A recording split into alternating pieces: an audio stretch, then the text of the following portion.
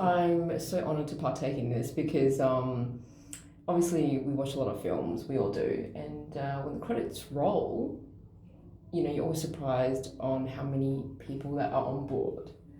And over the weekend, I got to see literally what's involved and behind the production of making a short film. Sure. Interview with the marine biologist. Yeah, which is a reference to the Anne Rice novel, Interview with the Vampire, even though it has nothing to do with that at all. No, okay, so you got a little bit of idea from that novel, did you? No, just I Just thought the it'd be title. funny to do the title, yeah. Okay, the title.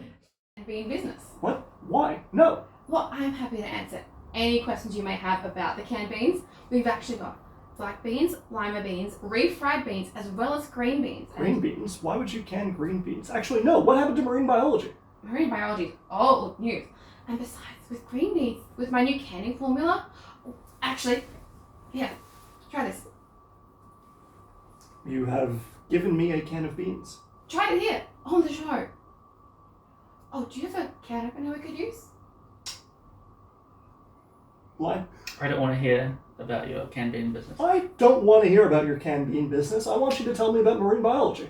Fine. Alright. The Great Barrier Reef is one of the world's most ecologically diverse environments on the planet. Yes. And, its destruction would have devastating effects to the world's biodiversity. Speaking of biodiversity, I have a wide range of beans for you to peruse. No. Just pop into the kitchen and grab that can opener. Alright, we're experiencing some technical difficulties. We're just gonna take a... What the fuck is going on? What are you doing? Oh, that was an afternoon. That was a 5-page script. That's easy. But some of the other stuff. So, I've been writing since literally as far back as I can remember. I was probably about 3 years old in preschool in Canada, and they gave us like a big blank white crayon book. And I wrote an entire story in that. It didn't make any sense. A 3-year-old wrote it. The last page was a bunch of scribbles saying, "This is a space battle." I kind of want to see your 3-year-old draft, actually. It's pretty great, I gotta say. Compared to what we've just filmed over the weekend. Yeah, very different How genre. far you've come. Would you like to let the audience know about your passion project?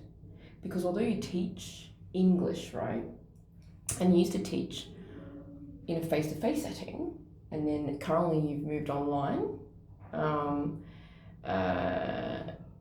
teaching, but on the side, I remember you telling me that your passion is to write scripts, and this is how this filming of the short film came about, is you first wrote the script.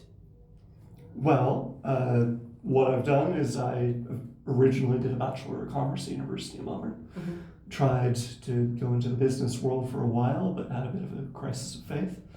And eventually I got a qualification called CELTA. So what is the difference in teaching in Vietnam as opposed to Australia?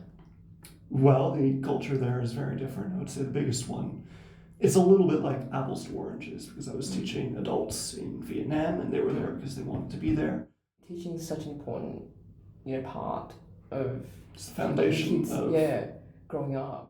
That's kind of the thing about teaching. You're expected to have a lot of different roles. You have to be a teacher and a lecturer and be very knowledgeable about the subject. Yeah. You also have to be a mentor to young people. And for a lot of people, they might be passionate about the act of teaching, but the mentorship aspect of it, they don't really feel like they're in a position to do that for Australia's next generation. Yeah. You also have to be a classroom manager, and that's really the biggest difference between teaching overseas and teaching in Australia, which is that the students here are remarkably disrespectful towards the teacher. So if you could change the education realm in Australia, how would you go about it? One thing I definitely would do is encourage a lot more schools similar to the one that I work at now. In other words, schools that are specifically designed to meet specific needs of students. So is it for like students that have special needs or Sometimes. homeschooling? Sometimes a little bit of both. I would say 80% of the students are there for very particular individual needs, usually mental health. So you reckon it's vastly different from face-to-face teaching as opposed to virtual Very teaching? different, completely different skill set. So you have different concerns then. So face to face, you might Fair. get temperamental, Yeah, almost aggressive type of students. yeah. But It you might can't just be control my their personal temper. experience, but You one of might, the yeah. things that I like the most about virtual school Victoria is that the classroom management, which was what I personally found the most challenging in the classroom, especially with the particular group of students that I had, is not an issue at virtual school Victoria. Now, there are other challenges. I find that it's very easy for teachers to assume they have a level of technical knowledge required for the school that they really don't have. So, yeah, one thing that I've tried to do is challenge myself technically and technologically to make sure that I'm delivering the best classes for the students that way. You were from a commerce background before you went into teaching. That's right. My career's taken a bit of a winding path. I originally studied commerce, and then I studied English for additional learners. Worked for a little bit in Vietnam, got my degree over here in secondary school teaching, and then I've worked at a range of different schools, including face-to-face and online, where I currently work. Yeah. So, what does your day-to-day look like online? It's an interesting question. Well, usually I sign in, I check all the emails of frantic administration from the day before, and then I do, based on the day and on the week, lots of marking, checking in with my homeroom students, often by physically calling up or sending them a quick email. I run face-to-face classes, and by face-to-face I mean through Zoom, or we use WebEx personally. And then the rest of the day is spent planning, marking, administration, and pretty much anything to do with making sure that the students are receiving the best education that they can. Oh, that's good, because a lot of people, for all the other budding teachers that want to pursue that career, they now know that that's a possibility to be teaching online instead of face-to-face. Absolutely, yeah. It also pays the same as any other government school, because the school that I work at is technically a government school, the largest one in Victoria.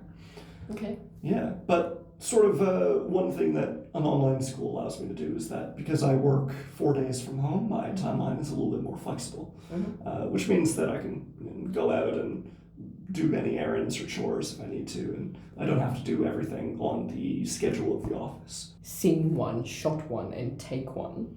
Yeah. So scene, the shot, and the take. Do you want to let the audience know what that's all about? Films are broken down into smaller chunks. And each of those chunks is called a scene. It's usually one location with a specific number of characters. And when we move that location, or we change even time, if there's some significant change to the situation that's around us, it's changing the scene. So, for example, the short film that we did, it was all set in one apartment. So there was really only one scene, and then a second scene at the end, which was the same place but a different time, so a couple days later. So really only 2 scenes in this film. It was a 5-minute film. Whereas the shot is the setup of the camera. So you saw how it was set up. We did microphones attached to each of our lapels to record sound. We had another microphone. If you're in a big film set, you might have a boom mic that comes down and is just out of shot. We also have cameras, so physically the framing of the shot, where the people are in the frame, as well as the lighting. We use a lot of natural light, but we also bounce some lights behind me. I had a light that was sort of giving me that, a backlight as they call it, to frame the actor's face. I recall the videographer, when he was framing the scenes, when he's looking through the lens, it was very specific about lighting. Absolutely. And equipment came about certainly that way. Yeah. A big block ship out that I was light, using to try and shift soften light. the light on the walls. Yeah, so we literally had to move props around just to make sure the balance of lighting's okay. Yeah, so that would be a shot.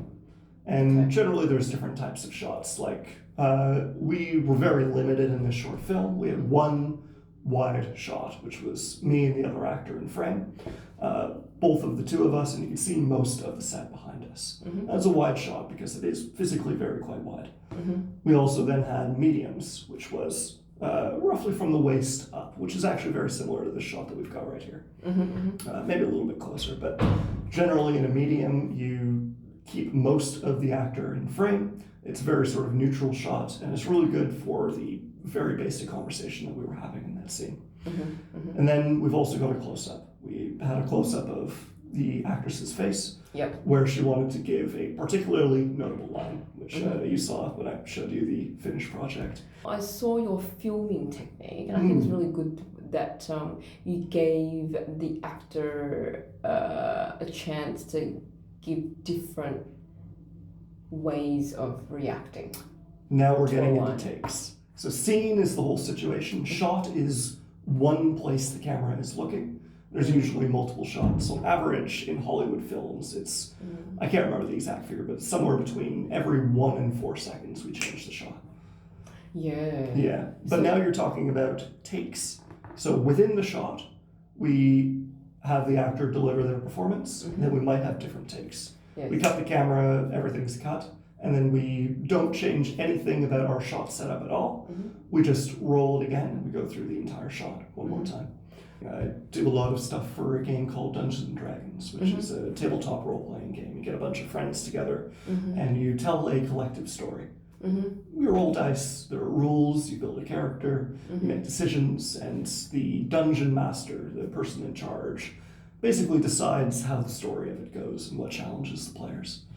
It's a very fun social game, and I write campaigns for this game, which makes me a small but significant amount of money each month. But do you have to come up with ongoing scripts for this game? For that one, generally you can either run it entirely yourself, which most DMs do, or if you're feeling like you're time poor and you don't have time to plan out everything, you can buy a pre-written campaign, which is the stuff that I make.